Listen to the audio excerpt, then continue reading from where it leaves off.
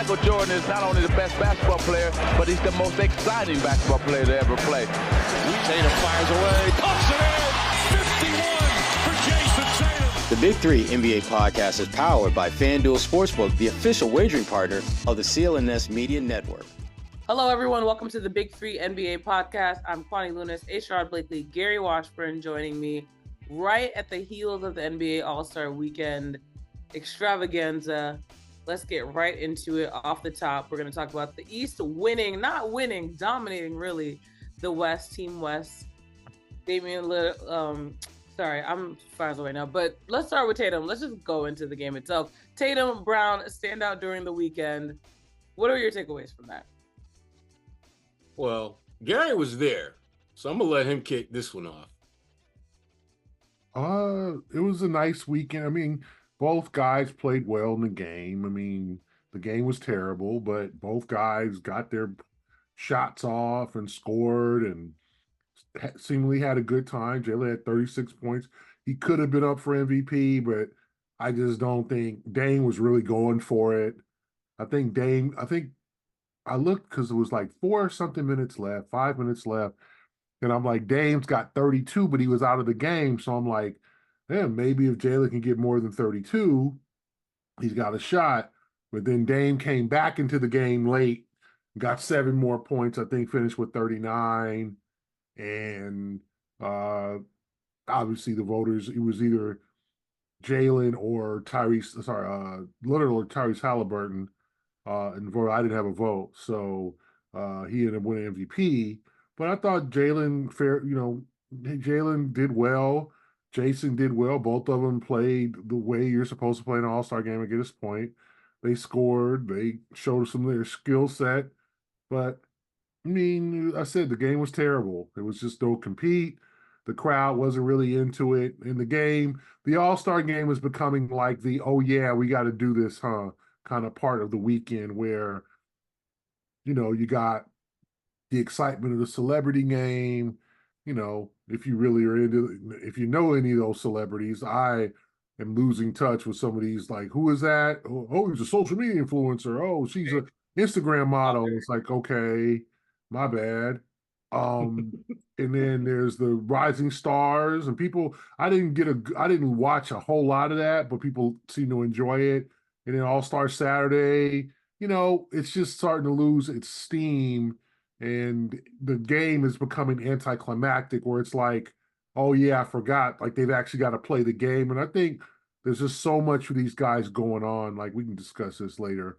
But just they get there, all the marketing commitments, appearances.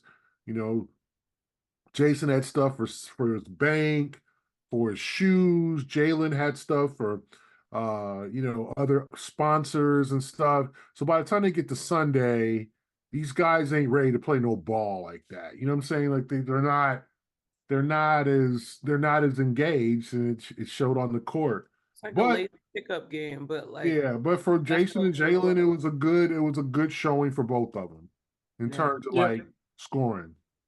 Yeah, I mean, they did what they're supposed to do at those things and just put on a little bit of show for the folks, show why you're one of the best players in NBA. And I thought they did that. But to Gary's point, Gary, he's such a nice guy. He really is.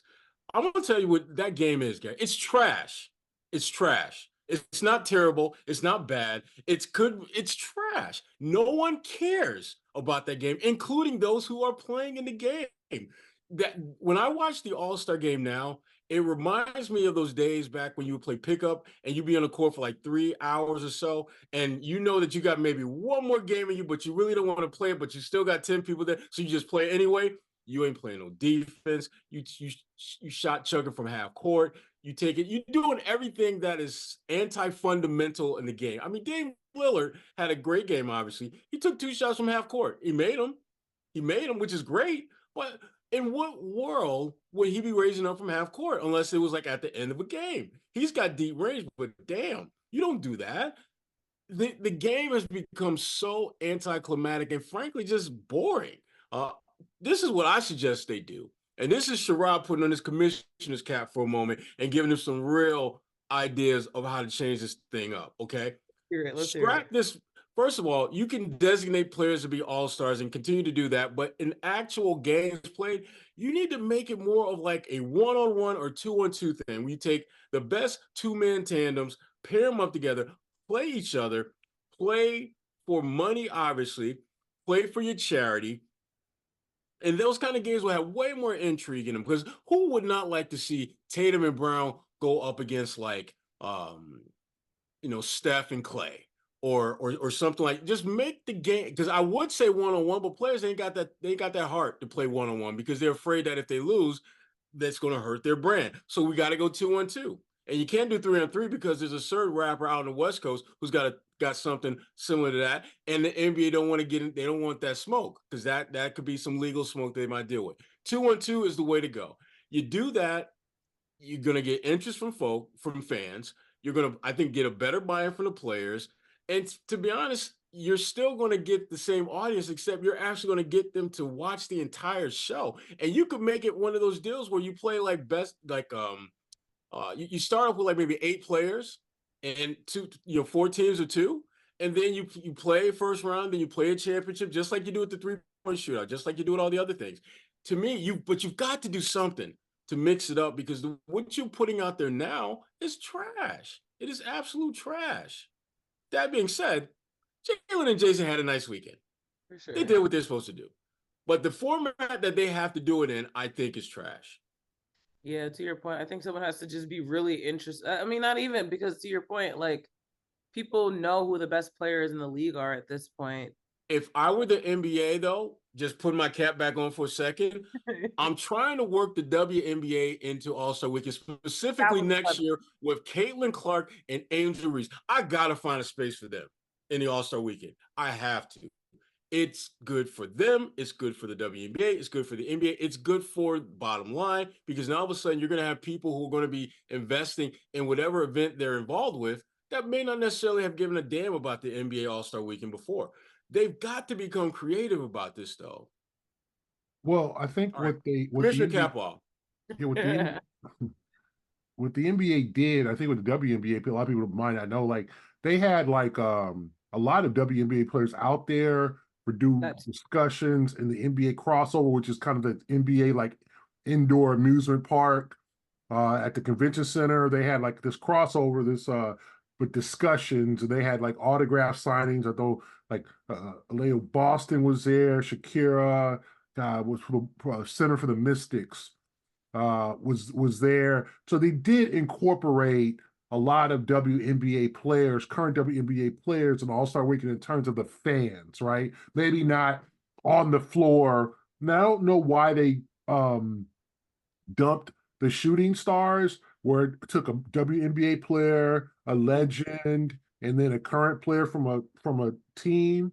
So if you're Boston, you might have somebody from the Connecticut Sun, or you might pull out Eddie House, good idea. Somebody like that, Peyton Pritchard, and Alicia Thomas from the Sun. Yeah. And they would participate in competition against, somebody from the Knicks, from the Liberty, and then like a Knicks legend, things like that. Like, I thought that was a cool plan. I thought that was cool because you got all the things involved. Mm-hmm. But they stopped that, and they did the shooting skills competition, which is kind of confusing. It's really not a lot of really action. It's throw the ball through the hoop and make a shot, and it's nice, but it doesn't do a lot. The 3-point contest, other than kill time, I think that was one of the reasons why they made that tweet. That thing is, and it's an hour. I thought it was way too long. It was a full hour. The 3-point contest is fine. The dunk contest, we can talk about that later with Jaylen. But the All-Star game, on my trash list. But keep going. The All-Star game, I think you're just it's gonna take leaders from each team to go up to their brethren, their younger teammates, and go, whether it be LeBron, Giannis, and go, listen, mofos, like, we gonna play hard. Like, it's going to take leadership. But when LeBron's like, hey, I'm only gonna play the first half, and LeBron left the bench for part of the game and went back to whatever, like, took a nap, got a sandwich. Yeah, if the veterans aren't taking it that seriously, then the young guys are not going to take it that seriously. So what you have to do is you have to have some command in that locker room, because the coach can't do nothing. Right. But, you know, LeBron's got to go to guys like Anthony Edwards and Karl Anthony Towns and go, hey, fellas, listen, we've been messing around too long in this game. Midway through the third quarter, we're going to pick it up. And there needs to be some bad blood and some real pride in your conference. There just isn't that pride in the Eastern Conference. Like, this isn't rap, West Coast rap. Like, these guys don't have the pride in their conference as like, we're the best conference in the NBA. No, we're the best. Like, they just don't have that. And then, is money a part of it? Yes. And people, how you well-paid player and multimillionaires, like, we saw it happen in the in-season tournament. They got incentivized by the money. So you have to give them incentive. But I don't know if it's just straight cash or if it's like money for a charity or a cause or something where they can look good by giving it to less fortunate, but also be encouraged to play hard. So I don't know what will kill I don't think you should kill the All-Star game. I think it still can be fun, and I think it still can be an event, but stressing to them to play hard just ain't doing it. It's going to take the veteran players, the leaders in the league, the LeBrons, the Stephs, the Eastern Conference, Tatum. Even Tatum. It's going to take those guys to really go to their younger teammates and say, listen, this is what's about to happen. And those young guys have to listen. They can't rebel and be like, shut up, old man. Like, right. There's got to be some hierarchy here. And there isn't. Because I don't think LeBron showed up. Nothing against LeBron. He's LeBron. Like, he didn't come into town till Saturday. Like, he just, hey, I'm gonna take an extra vacation day. I'm not doing that media stuff on Friday. So now some of the players don't take the weekend as seriously because, in all honesty, as we talked about, the weekend is a full weekend. You get there Thursday. Some of these guys got events on Thursday night. Then it's Friday, X shoe company, X potato chip company, this, that. Hey, Jason, we need you to be here to do this. We need you to meet with these kids. They got the NBA Cares events. Then there's Saturday. They do that little BS practice. They do all the interviews. And then it's like they do some other charity stuff or do some other stuff for their company or whatever. Then they go to All-Star Saturday night. Then they go to the parties. Then Sunday, these fools is tired. Remember, they done played 58 games already. So you're asking them to go hell in a high water kind of effort, for games. And then like, listen, I'm tired. So I don't know what you do. Do you give them a break? Do you give them, how do you give it to where they can do it? I think the older players have to take over. You have to probably put some more incentive down. And then, the coaches too, like, it's hard. It's hard, Gary, but you touched on earlier what I think ultimately it should come down to, and it doesn't, and that's pride. You should have, to me, letting some dude, I don't give a damn whether it's an all-star game or it's a pickup game at Rucker Park or wherever. You don't let somebody like Cat go off for 50 on the bench with most of what he's getting his layups. You don't let cats, do double chin-up dunks in a game. I don't care where you at. Pride has to kick in. And I think the NBA can kind of, frankly, put in some guardrails to help that. For example, why not give incentive to holding a team under 40 points per quarter? Like an extra $10,000, an extra $100,000 to your charity, or hell, an extra $100,000 in your team's pocket. And why don't we make it like win and take all? Forget the share of the pie. Why don't we make it, put all the money that you pour into the All-Star game, put it in one big pot and just say winning team gets the whole enchilada. And again, you have to think of ways to give these players incentive to play a little bit harder than they are. Now, that doesn't mean they're going to go all out, because if you Jaylen Brown and you got $300 million coming to you this year, you ain't tripping over losing like $1 million to $2, whatever. That you'll be like, damn, okay. Right. But you will trip over the fact that you got schooled by player XYZ123. That's going to get you salty. And you just might hit him with a hard foul that he don't appreciate. And he just might get in your grill. And next thing you know, you come back to the regular season, that just happens to be the first game you play against them. So now all of a sudden the NBA has created additional storylines. You've created a greater sense of tension, which you need in professional sports. Everyone can't love everybody. Who the hell wants to watch that? You want to see a little tension. You want to see guys get at each other a little bit. And the NBA has to figure out ways to utilize an all-star game to not only to keep it from just frankly dying a slow death, because their numbers are great. But you know, and I know that with the product that they're putting out there now, it's just a matter of when, not if. People are just going to be like, F that it's weak. I don't tune into the all-star game unless I'm there until late in the third quarter, because I know everything they've done up to that point has been trash. Layup, I mean, it's basically a glorified layup line for the most part. Now, when it gets to the end, that's when it starts getting real. That's when guys start to ball a little bit. But they have to do something, though, man, because you can't possibly roll out this same format next year. And again, I think one of the smartest things they can do is try to capitalize on the growing popularity of the WNBA, particularly some of the stars that are not only in the WNBA now, but are coming. It speaks specifically about Caitlin and speaking about Angel Reese, two very high-profile individuals who, no matter what venue, no matter what event that you attach with them, you know it's going to be a big draw. You know it's going to draw lots of eyeballs. And with that comes sponsorships, which you already jack up the price for that anyway. So that means more money, more money, more money. Makes sense. I think part of building that incentive, when you think about the players that are in it, you look like a team like the Celtics and Tatum and Brown both being on this roster.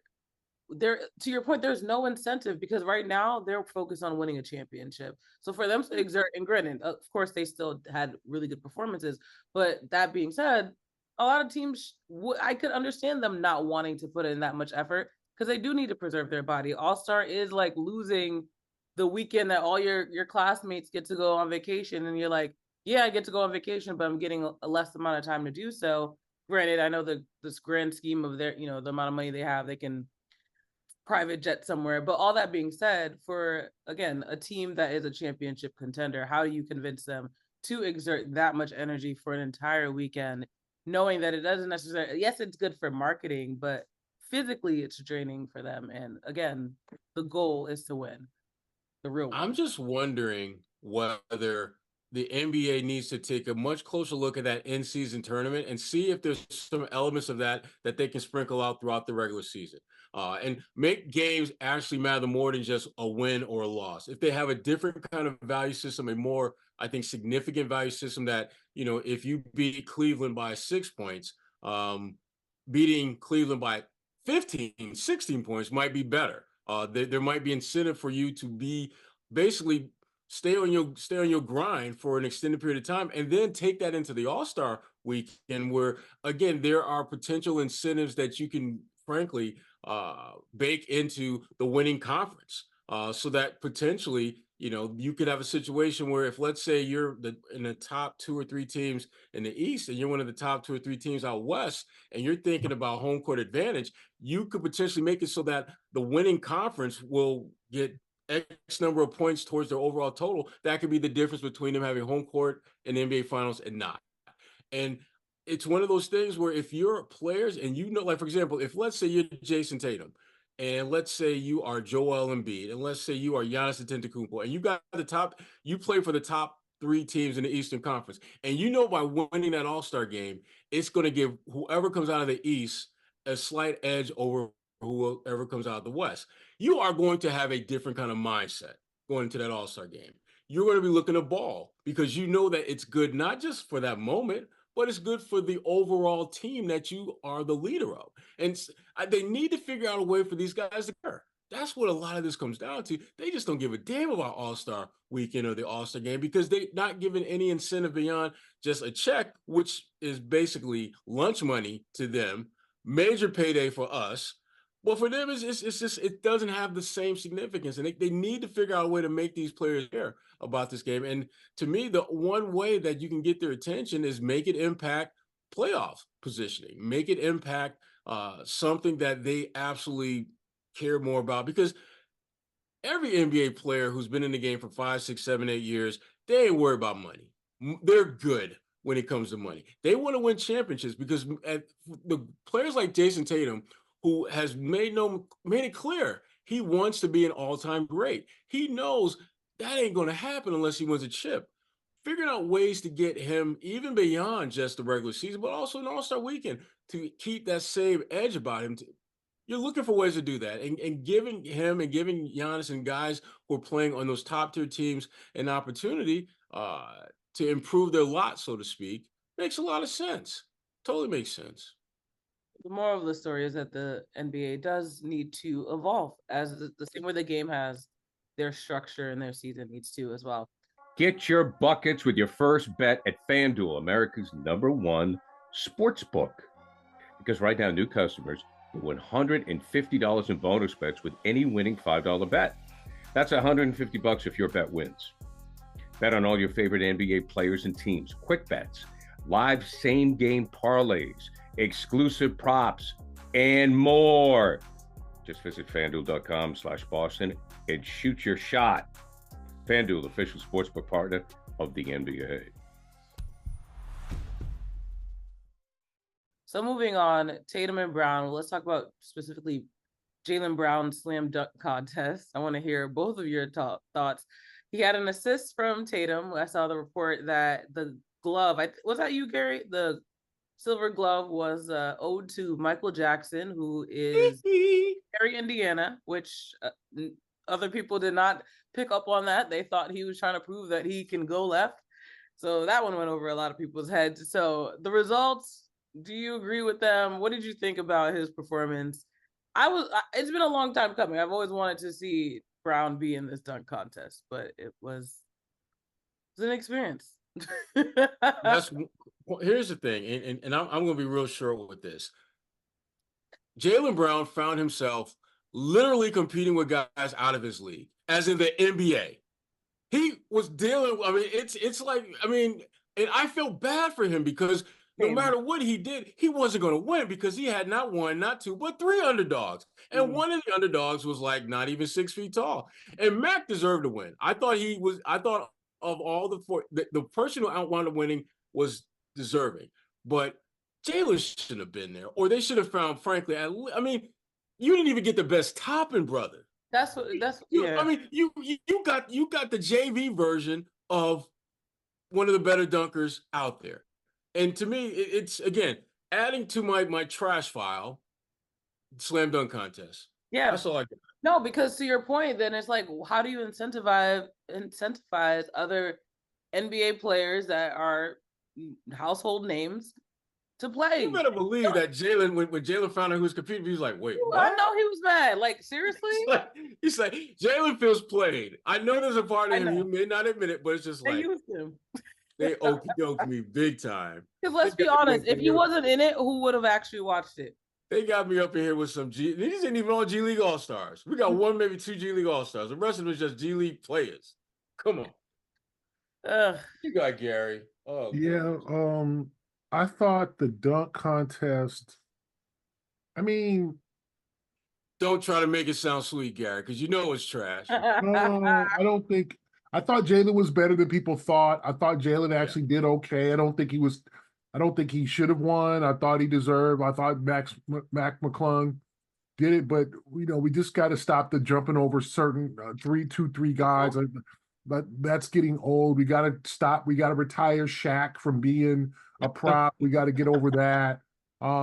Wemby's up next. Yeah, we have to start working on our creativity. Yeah. And we have to start working on, and you look in the streets and see some of these brothers and doing 720s. Like we got to put the work into it to get good.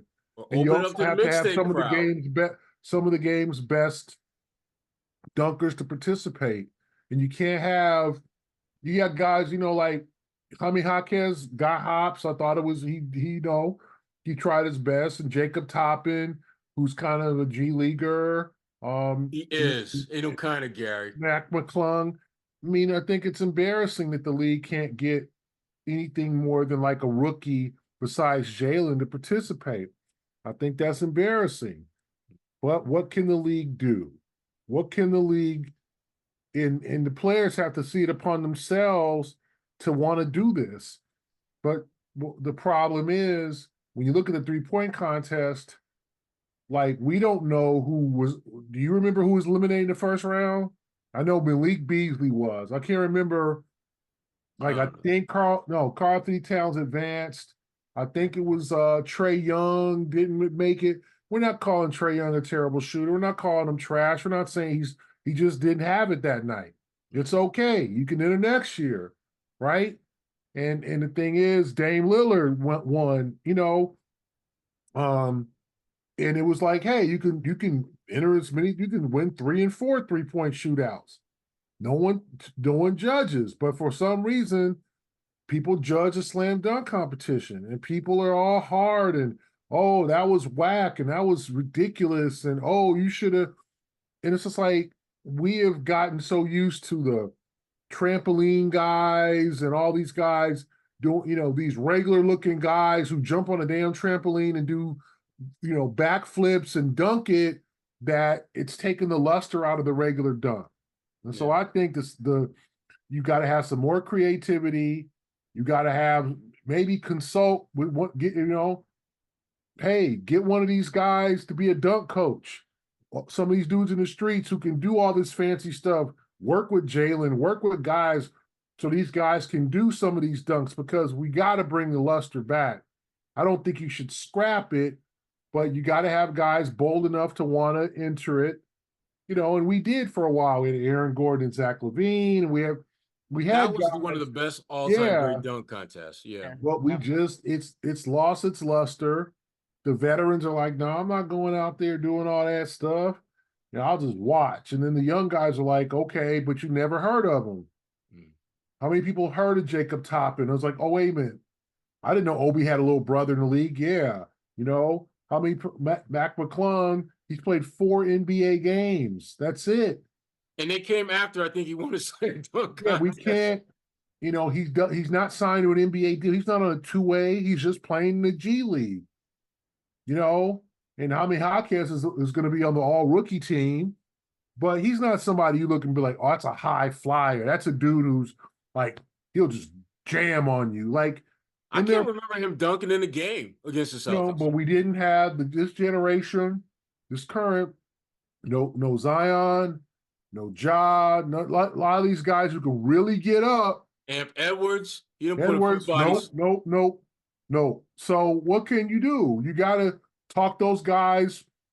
And I don't know if it's going to be incentive again. We'll talk those guys into doing it. And All-Star Saturday Night has lost its luster in terms of, remember the old days, for years, it was the place to be, the sideline, all the All-Stars, even guys who were just in the league who were just there for the weekend, all watching from the side, all their teammates and their friends competing. And you don't see that no more. You don't see, it's a bunch of social media influencers just watching it and celebrities. Jason, after he helped Jaylen out, he left. He didn't watch the finals. He didn't even take his coat off. Yeah, he left. He didn't even take his coat off. He was like that dude that showed up at the party and said, hey, y'all, how y'all doing? Yeah, hey, listen, I kept y'all around the way. These guys rather go to dinner. They rather go to dinner and go to the Nike party or the Jordan party or they rather do that than stay for it used to be that's where the players were. Everybody on the side, look at all the faces. Now it's like Giannis and those guys, a couple, but not like it used to be. And I don't know why. Whether it's because they don't give a damn. Yeah, I wanted to. Is it also the city too? You think the city makes a difference? I feel like that has to play a role. The destination. Yeah, but I do think that a lot of players still go to All-Star, for certain promotional purposes, even the ones that don't make the All-Star team. But you're right. You're right, Kwani. I do think the city has something to do with it, but I also think these guys, like being there doesn't have the luster than that it used to be, Yes, right? In terms of even on Saturday night. So I don't know how to get these young generation engaged more, but something's got to be done. And I think the Player Association, if they didn't know it before, they know it now. Like, okay, we got to have some discussions about how to improve this because we're getting embarrassed here, and people are not talking positive about our sport.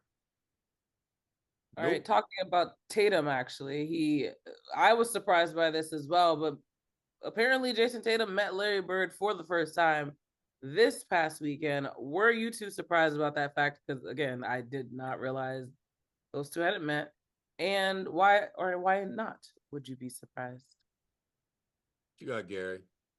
I wasn't surprised. I mean, when are they supposed to meet? Like, Larry Bird he's the anti-Magic Johnson. He's a very low profile. True. He doesn't do a lot of interviews. Yeah. He doesn't come back to Boston. He just does his thing. So when exactly are they supposed to meet? Larry doesn't come to Boston. He doesn't go to a lot of these like NBA alumni where you see a lot of the same former players come out and celebrate. And that's great. A lot of these guys are into that. It's like anything else. If you go to your high school reunion, I don't know. I mean, Kwani, I know it's a few years or many years before your 20th, but when you get your 20th, about 30% of your class is going to show. The other 70%, the other 70% are like, no, I'm good. Like, I ain't, why, no, I'm good. That was 20 years ago. I got other stuff to do with my money. I don't need to see Bobo and Coco anymore and Little Monster. No, I'm okay with them. Who are these people, Gary? Bobo and Coco. Kilo and Oh my God. Yeah, you got your classmates thinking like, why is he putting up our Like, nicknames? I'm just saying, it's just so Larry doesn't. He's one of those guys that keeps a low profile. So no, I'm not surprised, and I don't blame him, and I don't blame anybody else. He doesn't come to reunions. Marvin Parrish doesn't come out very much. Some guys just aren't into it. Yeah, and like, come back to Boston for like jersey retirement or KG's jersey. Like, you don't see it as much, and it's fine. And I don't blame Larry. I don't blame the Celtics. But when he was there, he was comfortable. He showed up. He's like, okay, I'm gonna be one of the hosts of this thing, and I'm gonna shake hands. And I thought it was an awesome, neat moment. Yeah. Like, I don't know what people are asking. Why has it been 7 years? Like, is Larry supposed to come to Boston and shake hands with all the current Celtics? Like, that's not him. He's not Paul Pierce. He's not Garnett. Yeah. He's not these guys. He's a 64-year-old man who stays, if I'm not mistaken, who stays in suburban Indianapolis and just stays to himself and does his thing. That's okay. It is. It is okay. There's nothing wrong with that. He shouldn't have to be out like, that's a shame that he hasn't met. Is he supposed to meet all the current Celtics? Like, is that a rule? But Gary, here's my thing, though. Here's my thing. I agree with most of what you're saying, but as Jason continued to just shatter or break damn near every record at that age group, and most of those records were held by Larry, I would have thought that you being in your suburban Indianapolis crib when the Celtics came to Indy, you might just want to see young fella up close. Because it literally would take you basically a small Uber ride if you didn't feel like driving, or you could get in your whip and you can get there in your damn. You will get a good seats. You will get good tickets, so you ain't got to worry about that. I would have thought that would have happened by now, only just because of the way Jason has gone about taking an all-out assault on damn near every Celtic record, many of which Larry already owns. I would have thought that maybe he would have reached out in that regard. And because, again, to your point, Gary, he ain't coming back to Boston to say what's up to Jason Tatum. That ain't going to happen. There has to be a reason why. And I would have thought that maybe with the Celtics popping into town, that at some point in the last 3 years, he might have swung over there just to see young fellow. It was up, but, yeah. But yeah, I don't think you also got. I don't think You it's also had a anything. pandemic. You also I'm just not going. I just checked. Larry's 67 years old. 67, yeah. I'm not going to turn around and blame him because he doesn't come around and go into the locker room during a regular season game and go, "Hey, Jason, how are you? I'm Larry Bird." No. Can you and I be friends? Yeah, it's just not where it is. He was in All-Star Weekend. He showed. Do every team's great? Does Michael Jordan go into the Bulls locker room and shake hands with Zach LaVine? No, but he don't even show when they raise exactly. Him, so. I mean, he barely How many players are really doing? How many former players are really doing that? You know what I'm saying? Some of these guys, he's not Magic. That's a Magic Johnson thing. Isaiah Thomas, I'm sure, knows a lot of current guys. There's former players who really embrace the younger players. Larry just stays to. I don't think he dislikes. He literally said in his speech at the Legends Brunch, he likes the game the way it's played today. He loves it. He's not a bitter old man. He just doesn't like to get out. That's fine. He doesn't do a lot of media. He doesn't do a lot of interviews. He's not, so that's fine. So I don't expect that he's going to meet Jason and go in there and go, "Hey, Jason, I'm Larry Bird. I'm the man you wish you could be." No, he's not going to he's not going to shake, it's when it's right, it's right. He said something. I am him, Jason. Yeah, I am him. Now, I'm sure if the Celtics said, "Hey, Larry, could you talk to our guys?" Or maybe if one of the Stevens or Missoula or somebody approached him and said, "Hey, Larry, could you speak to our guys?" I'm sure he would probably done that. Has that ever happened? I'm not sure. I'm not going to blame. Indiana in the playoffs. Would not be surprised if I'm not going to blame Larry Bird. And also, Larry's an executive for the Pacers. He gonna hang out with other teams. So I don't blame Larry for doing that. I think we all know Larry Bird's a private guy. We don't see a lot. Magic turned 60. The whole world saw where Magic was every step of the moment turning 60. He went to the islands, Greek islands, Italy. He was I was with him.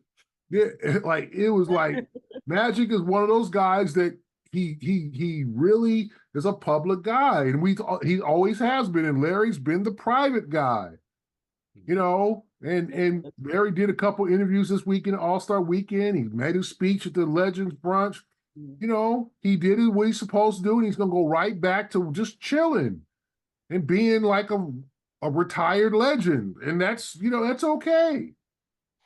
No, I respect it. And everyone has an individuality that should be embraced. And Larry has always kind of given that personality anyway. So it was more of still a shock for me because, again, you talk about Celtics history, but to your point, it's not always necessary for them to all have met. But closing out, let's look ahead. The All-Star break is not officially over. They still have 2 or 3 days to go to Mexico or something. But what do you guys want to see from them, and specifically when it comes to what they can improve on as they look towards this not formal second half, but after this All-Star break half? I want to see more of those end of the bench guys play. Because if they're playing more, that means Jason Tatum, Jaylen Brown, Al Horford, Porzingis are playing less. And I want to see less of them closing out the season because I think they're going to need them to play extended minutes in the playoffs. And Joe Mazzulla, that's really the balancing act that he's going to have to strike between now and the end of the regular season, is giving his core guys enough downtime so that they're fresh and ready to roll come playoff time without them being rusty or without them being overtaxed. And to me, I look at guys like Tillman. I look at guys like Peyton Pritchard, who I think is trending in the right direction with his play of late, and as guys that you need to see more of going forward, because those are the guys that, again, I think can help you get through the regular season, keep your core guys healthy enough for the postseason and prepare themselves for in case of an emergency, I got to play Peyton Pritchard's 25, 30 minutes. He's had, a good month and some change where he played, pretty good minutes. So that role wouldn't be something that all of a sudden he has to adapt to and get used to. So I think that's what I want to see. I want to see Joe really figure out that balance between keeping his core guys fresh and ready for the playoffs while giving opportunities for some of those end of the bench guys to close this thing out and help them secure that top seed overall.